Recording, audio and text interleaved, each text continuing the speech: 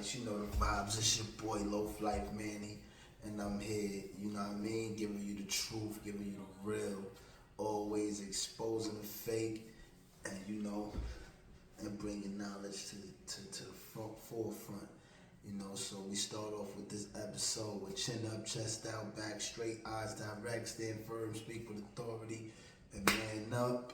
You feel me? This is your boy Loaf Like Manny, and I'm on episode 1 of Prison Tales. You know what I mean? So let me tell y'all something, man. I know a lot of people they make it look good.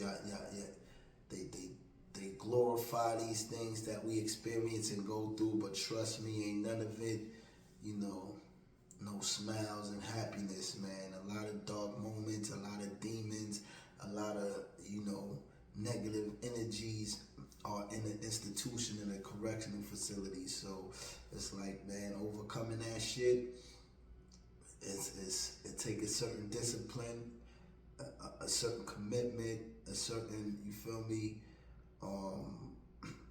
courage, faith, prayer, you feel me? All of that. It take a lot. But I'm gonna let y'all know one thing: when you get in that zone, survival, it is what it is. You do what you gotta do to get through. So my experience, I'm gonna go with my experience into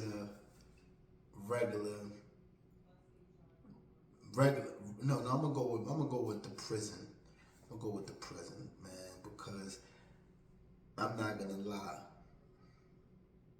My first experience coming into Attica Correctional Facility in 2003, I believe it was. I remember on a bus, we was cuffed up. For one, I had just went through a long ass trip from downstate to Auburn Correctional Facility. We stayed there for 3 days, from Friday to Monday, right? So it's 3 days, 2 nights. And it was hell.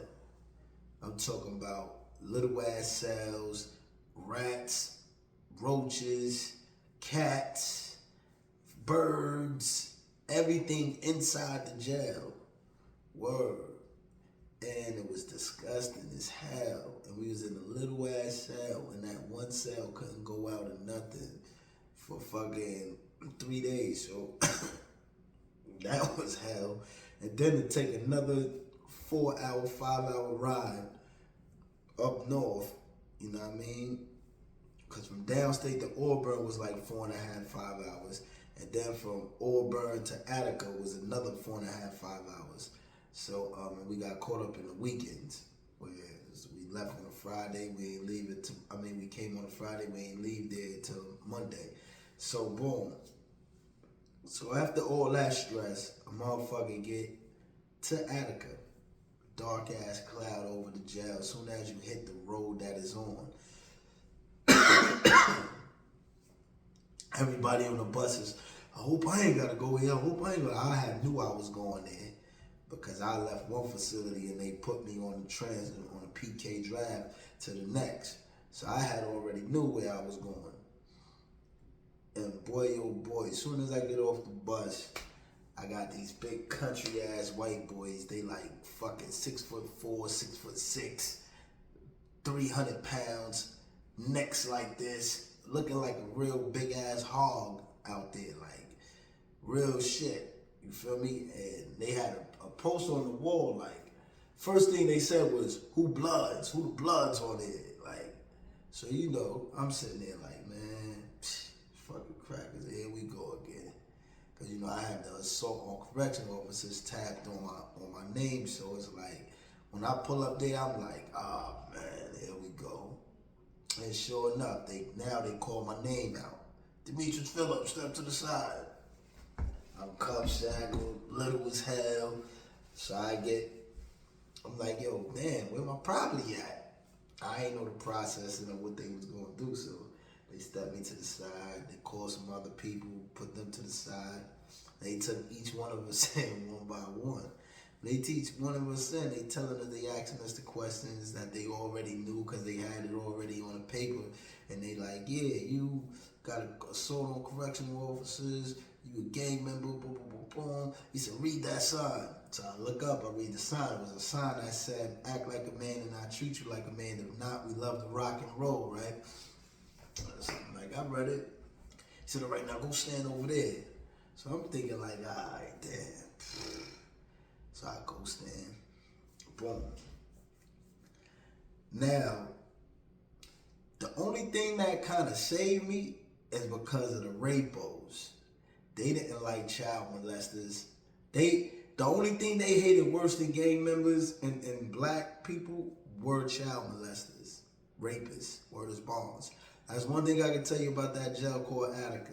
They didn't like rapists, but they hated blacks and they hated motherfucking anything that was blood. They didn't really give two fucks about all the other gangs. They let them niggas be, but Bloods, they hated us. So they had me standing over there, and then they told me to face the wall, face the corner. Like, you know, I got a thing with following rules and authority, so it was like, I'm like, yo, to face the corner for what? Like, you feel me? You don't ask us no questions. That they just spazzed out. So as soon as he goes to grab me by the back of my neck, we get into it. Because he goes to grab me by my neck, I get into it with him. They pounded me. But by then, the gang intelligence sergeant Cochran come. He saved me. This is my first day. He actually saved me. You know what I mean? So when he come on the set, he wants to interview me and go through, you know, because of what they got me labeled as and who my name is and all that. So now them niggas is, I ain't gonna lie, they was whooping my ass. You feel me? So when he come and he stopped the niggas from doing what they doing, I'm still a little hostile, but I'm fucked up. You feel me? Now they taking me to the nurse. They go to give you your little bag, your net bag, your pillowcase with your pillow, with your utensils, your toiletries and all of that, your toothbrush, you know what I mean? So he try to clean me up, take me to the nurse. While I'm going to the nurse, I see like 5 dudes that was cut. Wounds open and all of that. So I'm like, oh shit. This is prison for real. Niggas is getting cut. I just came from a county where we was doing was fist fighting in Riverhead, Suffolk County and Yampay. You know what I mean? Couple niggas come around with little things. You might get, you know, a little scratch here and there, or stab in the eye, something, in the cheek or something with a pen or something. You feel me? Something with minor, you know, weapons involved, but more physical. So me coming in, I'm like, oh shit, these niggas got long wounds, open, blood, gushing, gauze pads up to they shit. They waiting to get served and stitched up and all of that. I'm looking like, oh shit. So the Cochran dude, the gang intelligence sergeant dude, he walking me with 2 other COs. They got their sticks. They overly aggressive on some putting your hands behind your back. Like you know, this is where militancy kicked in with me at.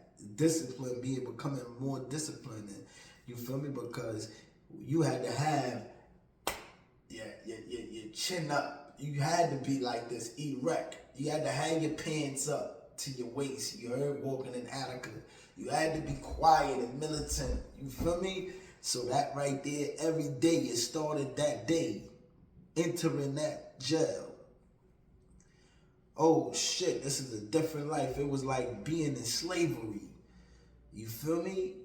You feel me? These crackers is big, they mad, you could look in their eyes and you could see the hatred for black folks. People like me, you heard? So now it's like, damn, they sent me here because I had assaults on my record. Because I had, you know, been convicted of assault on correctional officers. So they sent me to the worst jail in the state. With 7 years, I'm with lifers. 80% of the jail was lifers. People with nothing to live for, nothing, no care in the world, right? And here I am, 19, turning 20, with a 7-year bid.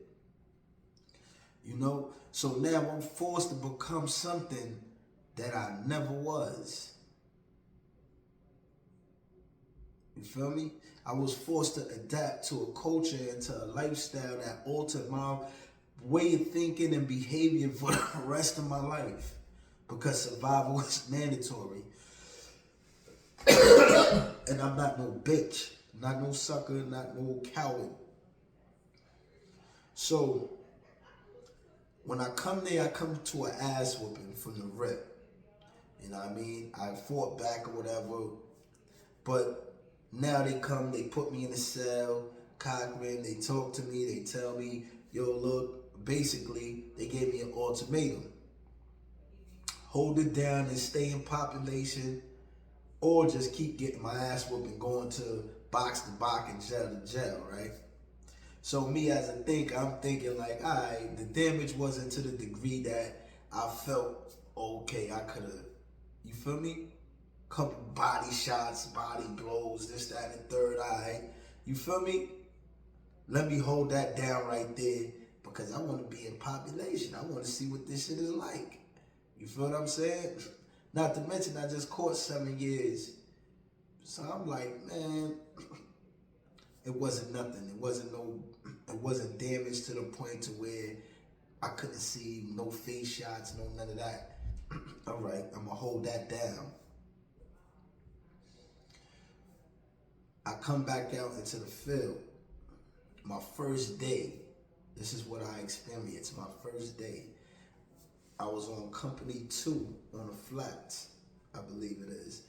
And it was, I don't know if he alive, if he dead, a nigga named Rod, Big Rod. He called him the Booty Bandit. You feel me? Rod was so brolic and big, you wouldn't even know. Dark skin, bald head, short nigga. You feel me? Looked at fake, like an action hero. You heard? He on my company. So when I come on the company, I see everybody, they got they mirrors out and shit. I'm walking down the joint. I just see a nigga with a pink towel come out of the joint, like out of the shower, going into the shower. Before you know it, he's this real brolic nigga with a pink towel. I'm like, what the fuck? Nah, this shit is some weird shit, you hear me? But nobody saying nothing. It's company quiet as hell. But everybody got their mirror out, seeing who knew on the tier, coming down the tier. I'm coming down. I go on myself. Before you know it, I just hear, somebody yelling, screaming. Whoa. So I'm like, the fuck? Where the fuck I'm at? You heard? Going there. Somebody knock on my wall. Boom, boom, boom, boom, boom. I don't answer him. What the fuck is this? I don't even know this nigga. I just came on the company. Boom, boom, boom, boom, boom. Fuck is this nigga knocking on the wall? That's what I'm saying to myself. Yo, what's up, fam? What you know me from somewhere? Oh, I had a nigga named Mike White. He had like 23, 24 years in at that time. Michael White. He was like, yeah, yo, young brother, yeah, you just came from. I'm like, yo, look, man, I don't know you, like, you introducing yourself and all of that, but I don't know you like that, like, you feel me? Yeah, young brother, da da da. So the way he's conversating with me is giving me that open invitation to talk to him because he's generous, he's polite, he got his, everything intact. And I'm 20 years old, 19, 20 at the time. You feel me? I'm just thinking of all the stories that I heard because I know people said, people come and they offer gifts and they want to be cool and they might be trying to take your buns or whatever the case may be. So how I'm handling this approach is with caution. And I'm young. I'm active in the game. So at this time, I gotta figure out what's going on here, who's around, what gang members is around, all that type of shit. So, I got other things on my mind, and it's not to become friends with a motherfucker I don't know. So I get hostile with him, like, yo, bro, stop fucking calling me, stop banging on my wall. I don't know you like that. When I pop out, we can talk face to face, but I don't know you from behind the wall. Like, you feel me? So he like, all right, yo, brother, if you need some soap, if you need anything, I got you, because you're going to be in there for a while. So now I'm like, oh, shit. Mind you, I don't got my personal property. I just got this shit that they gave me, this net bag and this fucking pillowcase and this mattress, hard-ass mattress to put down. You feel me? So now I'm like, damn, I just blew my shot at getting the motherfucking some soap and some toothpaste, man. Fuck this shit. Now I gotta figure out. This is my first time when I'm on my mental. Like, hold up. Now I gotta find out how the fuck I'm gonna get this shit, because I ain't gonna be coming out for a while. I ain't know that's how the game was. I ain't know that's how, you stay in this 72-hour shit and all of that. So I'm sitting in there, and another brother comes. And I'm like, yo, I forgot about the dude that I heard yelling and screaming when I first came in. So because I got this nigga knocking on my joint, they acting like this is a regular occurrence. Which I later found out, like, the company that I was on, the dude that walked by with that pink towel, the nigga named Rob, he was a booty bandit, and the police used to allow that nigga to attack the rapos. The niggas that was coming to jail for rape, and they knew that was rapists. So here we go, this big brolic nigga named Rob, who's a fucking booty bandit. What he did when I walked past him, he was going into the shower where they had lined the rapo up to be in the shower, and he knocked the nigga out and raped him. So he was beating the nigga up and raping him when I heard the nigga screaming. And everybody in the company was like all accustomed to that shit so much that nobody yelled, screamed, nobody said nothing. And in my mind, I was like, what the fuck? Where the fuck they got me in the size of that nigga? I need me a motherfucking pick or something. Rest in peace, my homie Brazy Face from Queens. Word to everything I love, the Blazer. 2 guns up, you already know, man. BIP, the Blazer, Brazy Face. You know what I mean? He worked in fucking metal shop at the time in B Block. So my son Brazy Face, once I came out and I got adjusted and found out who was who and what was what, you feel me? They put me on to who had arms. Brazy Face worked in the metal shop. He was the general arms in the jail at the time. So he sends me a pic like this big, you feel me? I get that shit, I go, now I'm feeling safe. Because I had some little bubble razor shit. I'm like, man, I seen that nigga Rob was like this, man, brolic and shit. I'm like, man, this fucking little ass razor ain't gonna do nothing to this big motherfucker, you feel me? But lo and behold, that nigga wasn't even one of them type of guys. He was like a nigga that went after the gay niggas and niggas that was really on that timing with that homo activity. He ain't fuck with gangsters and niggas that was tough or niggas that was really living by the code. So I happened to fall in that line. I found this out the next day at rec, when we go to rec, and I'm out, and no, pardon me 3 days down the line, because I had the 72-hour shit. Not to mention, that same guy that's my neighbor, he knocked back at me again a little later, and he slid the shit to me, the soap and all of that. You feel me? He was like, with a little note and all of that, like, yeah, letting me know who he was, and, basically he was a good brother, you feel me? And me and him, he played chess. That actually became my first chess sparring partner. You feel what I'm saying? Every day, they used to teach me words. We used to go back and forth, give me books. So I had a good brother that was next to me. and my son John Double Law from Yonkers. My other bro, what's the Billy name? He actually taught me a lot too, man. Bizarre. The Dip Bizarre, which was one of SI drops. Bizarre. He was on a company. It was like a lot of individuals that was good brothers. Mike White, Al G. It was a lot of dudes, man. A lot of good brothers that was in the spot, but on that company specifically, these motherfuckers was what created my first revolutionary pattern. Sha Rule, the brother Sha Rule, the brother Pharaoh, you feel me? Good Zulu, good knowledgeable dudes who contributed to books, giving me books. This was an experience over 20 years ago that probably rarely exists today because so much has changed in the system. But I had good brothers give me books first. And out of all of them, shout out to my brother Tiz, because I never forget, nigga Tiz, he asked me, we working out, and he like, yo, how old are you? And I told him, I'm like, yeah, I'm 20 years old, I'm young. And he like, what? You saying that shit like you get a badge of honor or something. Nigga, you a grown ass man. You in the max A penitentiary. You feel me? Anything you do is gonna be you be held accountable for. So wisen up, watch everything around you, trust nobody, you know what I mean? Word. And this was some deep shit coming from a grown ass man. He had 30 years in. Word. Bumpy Johnson, also known as Tiz, man. Word. Never forget, man. And you know, that became my mentor, sparring partner. Another brother named Muhammad, you feel me? Boxing from upstate, you feel me? He taught me a thing or two with the sparring, boxing, going to the bag while we was in printing class, you feel me?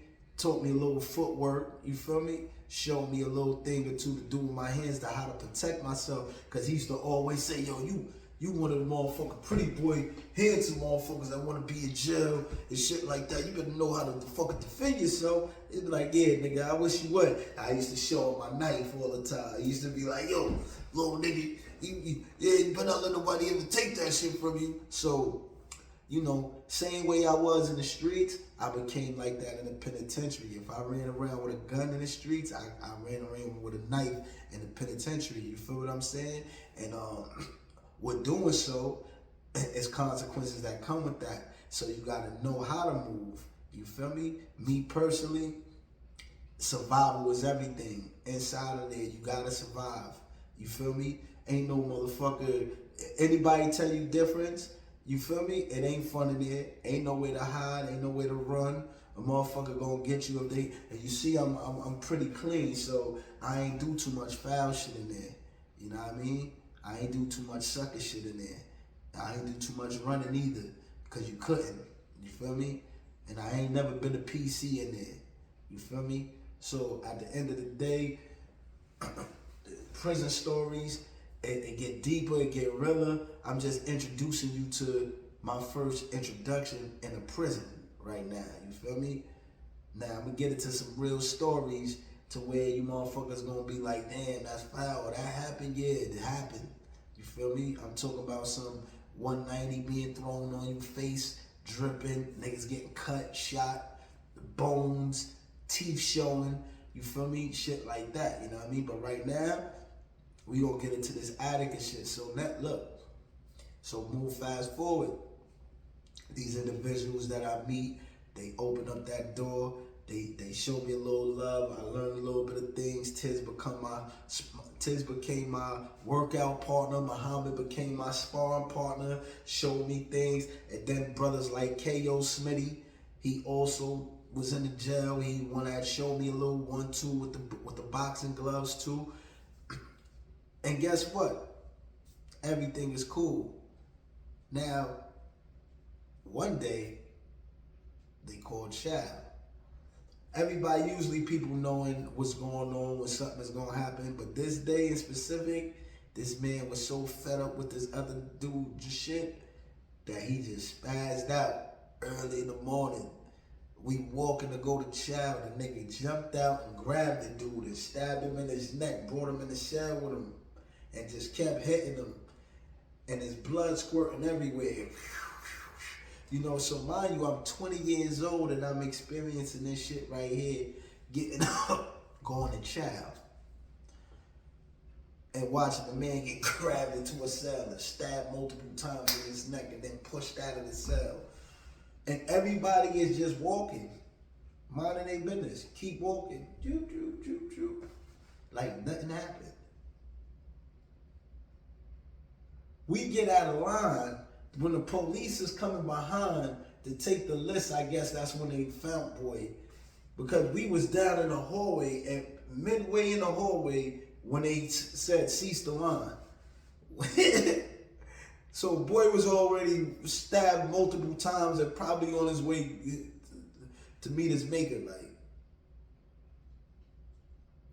and all I'm doing inside is like, oh shit. Face forward, now we gotta go through all this bullshit on the wall. Let me see your hands, taking off our shirt, body checks and all that, then strip searches and things of that nature. Yeah, this is prison life. You feel me? War stories, prison stories. You feel what I'm saying? Like, it gets way realer, it gets way uglier. You know what I mean? I'm gonna tell you some shit that I went through shortly. You know what I mean? But I done seen it all. I just want to know something, man. Is you ready to do this? Is you ready to experience this type of shit? Because it ain't good. It's definitely whack.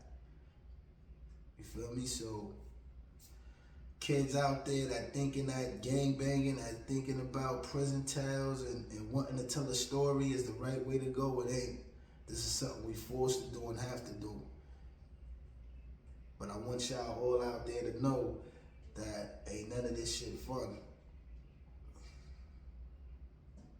Stay safe, stay true, stay clean, stay positive, and live with a purpose. Chin up, chest out, back straight, eyes direct, stand firm, speak with authority, man up. This Loaf Lyfe Manny. That's only segment 1. I'm out.